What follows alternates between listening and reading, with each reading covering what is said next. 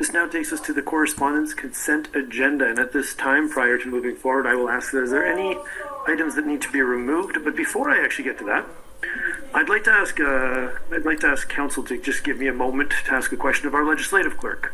I've noticed recently that there have been a lot of emails regarding how our council accepts, for information purposes, our correspondence. And I just sort of maybe wanted to ask Mr. Larmer at this moment to sort of explain the process of this and why that is not a dismissal of the correspondence, but is actually more than that when we do this. Yes, through you, Your Worship, we have to provide some information. So when correspondence is forwarded to council, the clerk's office puts it on the various council meetings respective to that, and currently right now is in regular council meeting. What these do is you create a record of that correspondence on a public forum in regards to council meeting. So even though individual council members don't do specific action on each, they are received, and staff look at all these as well too, and they do correspond with staff, with the public when necessary. But they also be included in the official minutes. You'll see at the start of this council meeting, you saw the regular council meeting minutes from the previous month are on there, and they're all noted on there, as well as individuals can look back at those pieces of correspondence.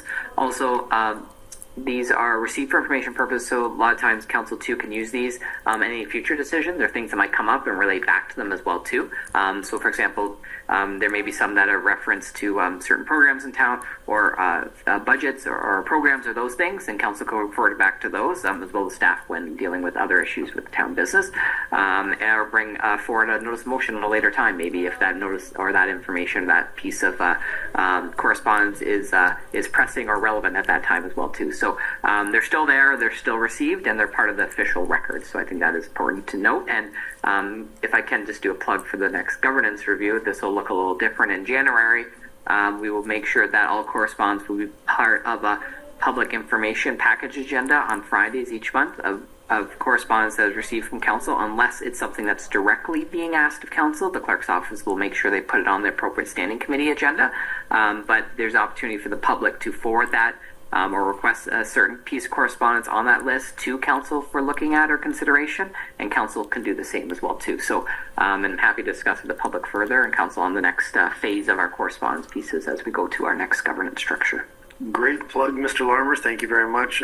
Definitely hyping up that new governance model at every opportunity, and I do appreciate that. It's going to be a learning curve for all of us. So I did want to just mention that because I have been receiving a lot of emails personally about quote-unquote a dismissal by receiving for information purposes, and I just wanted to assure the community that each and every member of council is tasked with not only reading this, but also taking these correspondence into consideration for the length of our term. When you start to see a correspondence on a particular issue show itself up several times, that's often when you'll see movement of council taking these issues under advisement. And I just want to let the public know that we take a great deal of importance. We look at these with importance and understand that it does take energy, effort, and time to put these correspondence together, and that they are read and received and contemplated by each member of council. So with no further ado, I'd like to ask if any of the consent agenda items need to be removed for further discussion. Councillor Rattal. Actually, Mr. Mayor, I do have some questions, not necessarily to remove, but just questions with regards to some of the items. How would you like me to deal with that? At this time, I'm actually going to ask council. What would council prefer at this time? And I'm going to open this, and I know Mr. Larmer is going to have a bit of an issue with the way I'm convening this, but at the same time, I'd like to know from council. This is sort of the last process that we're going through, and after this, it is going to be a new governance model. So I'm okay with going through the questions. If anyone on council has an issue tonight, by all means, speak up. Otherwise, we will go through the questions. We will answer as many as we can, so hopefully we can keep it all on the consent agenda if the questions are answered adequately. Does anyone have an issue at this time with that? Seeing none, by all means, Councillor McDonald. Thank you, Mr. Mayor. Just for the benefit of the rest of council, I actually sent these questions to staff in advance, and they were very kind to answer in detail. But I feel that perhaps the public might be interested in hearing some of the responses in this public forum. So I have 4 questions. The first one is with regards to 10.1. It is correspondence from Carol Layton regarding active drug use at the porta potties by the Frink. or the outdoor rink. And I'm wondering if staff could give us an update on the repairs to the warming station, the bus shelter, especially in light of the ice skating season soon to start. Through you, Mr. Mayor. That renovation project is taking quite a bit longer than we had hoped, but we have recently finally received quotes from two companies that we're currently reviewing at the staff level and hope to award soon. And then once we have awarded it and confirmed the schedule with the construction company, we can advise council on what those specific dates are. I think we will miss part or all of the skating season, so I anticipate porta potties will be at the Albert Street washrooms for some or all of the winter season this year. That's my estimate today. Second question is for you, Mr. Mayor. It's with regards to 10.3. We've received correspondence from Mr. Simpson regarding lawlessness and homelessness in Cobourg, and I know that you've received many other emails to this. My question to you is this a topic that you would cover at your town hall? Very adequate question, and definitely something that I'm sure a lot of questions will be asked tomorrow at the town hall, and something that we will be getting into. I think it's important that we address lawlessness and homelessness, and we ensure that homelessness is a very expansive subject with a lot of contributing factors. And we have to make sure that in the discussion tomorrow, when we're talking about homeless, that we don't link it part and parcel with, say, an encampment, and that homelessness is such a large problem that needs to be addressed. And has so many factors feeding into it. So the short answer is yes, it will be getting addressed tomorrow. And at some points during the town hall, I'm sure I will be putting on my county hat and answering some questions from the county level. Very good. Question number 3 has to do with two items, 10.5 and 10.7, which are questions about parking.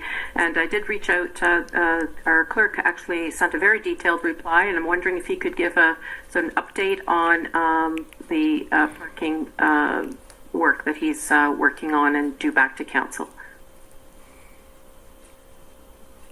Through your worship, council, remember back in July 24th, the council passed a direction for staff to look at some parking changes in regards to a townwide annual resident parking permit. Also some ease of parking in the downtown to make parking at the waterfront more consistent, understandable, and more accessible to all. And what we're working on currently is providing some proposed options on those, pros and cons, council asks, as well as opportunities and risks of the current system, and making it kind of a one standard across the town. That was due back on September 5th, 2023. Obviously, we had a couple things that we are dealing with in regards to some other matters and some government stuff. So that's 3 months. So we're looking to hopefully have that in late January or early February for the busier season. But also included in that, we're also looking at options for downtown businesses, so the DBI as well too. So options that council directed in regards of a downtown business employee permit. And then there's a few recommendations that the Cobourg DBI has provided us at that July 24th meeting in regards to like free parking December, some other advantages to them that would help their storefronts. So we're looking at those as well too. And hopefully what we will do is meet with kind of the chair, maybe provide some of these kind of proposals that we're looking at or some more options for consideration of the DBIA, and work on kind of getting some feedback in that staff report too, expansive of what they provided council back in July. And my last question actually has to do with 10.11, and I don't think I had reached out on this. This is with regards to Conservation Authority or Conservation Officer reclassification, and the reason I just would ask staff. We have, I believe, 4 major streams going through Cobourg, and during fishing season, I know the Department of Fisheries and Oceans is here. I just was wondering if we could get some feedback from staff. Whether the work that is done here in Cobourg in particular would by conservation officers would be helped by the town of Cobourg supporting the township of Coleman's request. I don't even know where to start answering that question, Councillor Maton. Yeah. They're not getting paid as to the level of regular law enforcement. is my understanding from the letter. I don't even know who to address that question to. By all means, Mr. Gertz, you volunteered your hand, and I'm going to jump all over that. Thank you, Mr. Mayor. I don't have a very fulsome response, but most of the conservation officer calls would come from Parkland, so we are involved in forwarding some of those complaints from the public.